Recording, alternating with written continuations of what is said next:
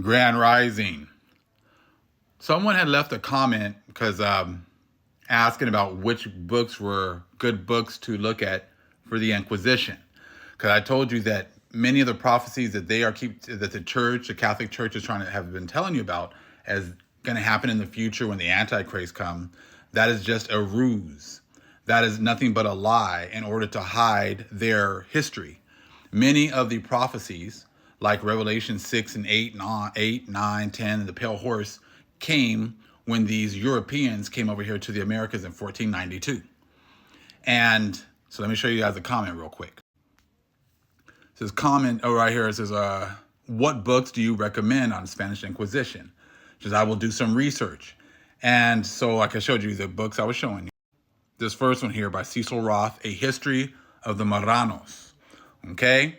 Now, of course, they're going to put pictures of white Jews in here, but we know that this persecution was going to follow one particular group of people from the beginning to the end. And as you can see here at the end, these people are not being persecuted. These people are being blessed by the vast majority of the world. They've been given a homeland. They're given money every single month. They're given citizenship to all these different countries, you know. So in the Bible, it says no one's going to restore you. So the people that they were persecuting before 1492 are the same people that are persecuting today. You look at who is at the bottom, who the whole world hates, who the whole world says, we're not going to restore you. We're not going to give you any money. We're not going to give you any reparations. Those are the true Israelites. Now I want to show you another book. This book right here has so much information. A Critical History of the Inquisition of Spain by Juan Antonio Llorente. Okay. From the period of its establishment by Ferdinand, right, to the reign of Ferdinand. All right, here, the seventh, composed from the original documents of the archives of the Supreme Council of the Inquisition and from those of the subordinate tribunals of the Holy Office. The English edition published in 1823. This book is a gold mine of information. And it just shows you how evil these people were. They keep talking about they were going after witches and warlocks and all these different things and people that were bringing heresy. Who they were really going after were the Israelites. They were going after our people. Nothing has changed. It's not like all of a sudden they stopped hating our people. They continued to hate our people back then all the way until today, because that's what was, prophesied to happen. That the whole world, Psalms 83, was going to come together to destroy the memory of the Israelites. Read Psalms 83 to yourself. So as you can tell, they're not working to destroy these people. They have not worked to destroy their memory. In fact, they push it in the schools. They push everything about this particular group of people.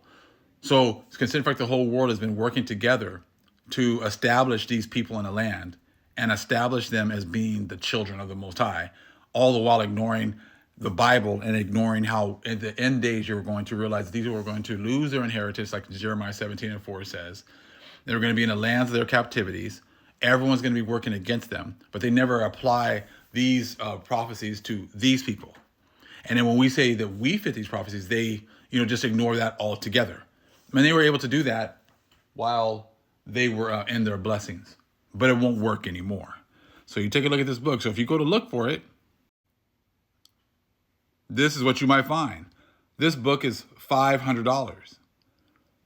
Okay, $500 for this book. Now, see, this is why people don't realize that they've been hiding their history.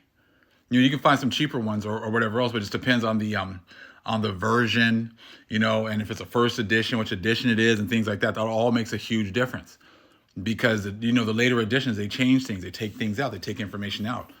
So I'm going to show you a little clip real quick from this book. It just shows you that they want to tell you that they were just going after heretics, people, the enemies of the church. Well, who were these enemies? These enemies have always been the Israelites, because this church, like I showed you guys in that last video, about how if you want to take a class to learn how to read the Bible, you can come to them. You don't need to bring any books or anything, but they're going to teach you how to read the Bible, how they're going to teach you how to read the Bible, in accordance with the traditions of the church, because they're bringing another Jesus. They're trying to justify the things that we're doing to the true people of the Most High. So let's take a look at just one quick page out of this book. Page 35 right here. Several suffered themselves to be persuaded by the inquisitors, only granted them absolution when they had declared upon oath the names, condition, and place of dwelling of all the apostates whom they knew. Okay, this is forcing our people to tell on each other, right? Okay, who they knew or had heard spoken of. They were obliged to keep these revelations secret. And by these means, a great number of new Christians, these new Christians were Israelites who converted to Christianity, okay? So number of new Christians fell into the hands of the inquisitors.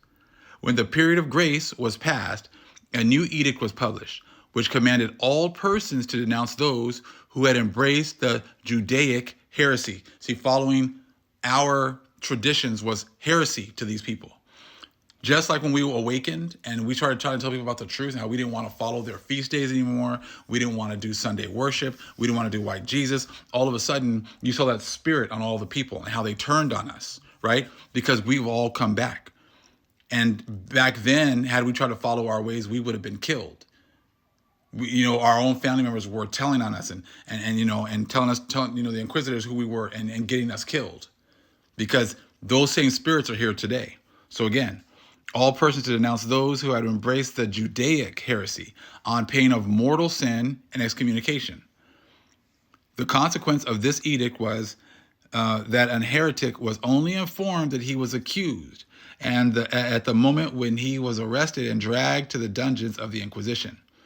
The same fate awaited a converted Jew who might have acquired certain habits in his infancy, which, though not contrary to Christianity, might be represented as certain signs of apostasy. So apostasy to them was following our traditions. The inquisitors mentioned in their edicts several cases where accusation was commanded.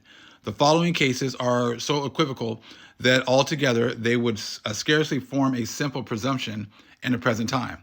A convert was considered a relapsed into heresy if he kept the Sabbath out of respect to the law, which he had abandoned. So if you just kept the Sabbath, they can kill you. That's what we're dealing with right here. So you're thinking this is something that's going to happen in the future. You imagine how difficult it was for our people to actually, follow the ways of the Most High? This is who they were going after. This was, not being able to follow your ways, having to hide that, being killed for following the Most High. That was your testimony by being killed for following, the covenant that we had with the Most High. This was what was going on for hundreds and hundreds and hundreds of years that they want to hide. This is the history, of the fulfillment of prophecy that they want to hide. Okay, so again, a convert was considered a relapse into heresy if he kept the Sabbath out of respect to the law, which he had abandoned. This was sufficiently proved if he wore better linen and garments on that day than those which he commonly used, or had not a fire in his house from the preceding evening. If he took the suet and fat from the animals which were intended for his food, and washed the blood, from it. If he examined the blade of the knife before he killed the animal. See, all these things that we were supposed to have done, why do you think we don't know what we're supposed to do anymore? Because these people, this church, forbade us from doing any of the commandments that we were given by our Father. They're the ones who disconnected us from our heritage. And they don't want you to know that. So this is why you have to do your own research. You don't have to go to the churches and have them tell you. They want to be able to tell you how to read these books, or they make them really expensive so you can't get your hands on them so you can read them for yourself. So I just wanted to share this because that was a question about which kind of books would be good. These books right here would be great to get your hands on, but then pray to the Holy Spirit to give you understanding. And so you'll once you start to read these books, you'll see these people have been persecuting us forever and they're trying to hide it. Now they push all the whole love doctrine, but they forbid you from looking at the history of what they did to our people. Much love, family. Shalom.